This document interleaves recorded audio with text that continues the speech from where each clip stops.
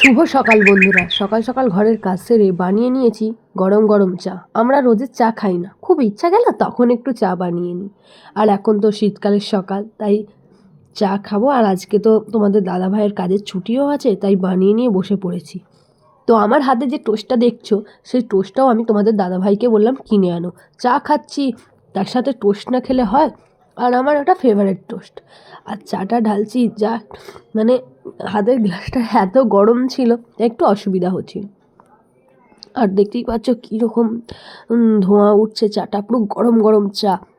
আজ টোস্টার জন্য এত কিছু, আগে টোস্টটা তো কাটি। টোস্টটা প্যাকেটটা খুলতেই পারছিলাম না, ভাবলাম তোমাদের দাদাভাইকে বলবো যে প্যাকেটটা একটু খুলে দাও।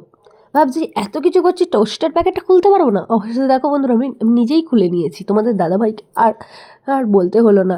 আজকে দুজনে একসাথে বসে চা খাবো। দেখতেই পাচ্ছ দুজনে এখন চা বসে পড়েছি, আর হাতে টোস্ট। কারা কারা চা লাভার আছে অবশ্যই কমেন্ট করে জানাও বন্ধুরা।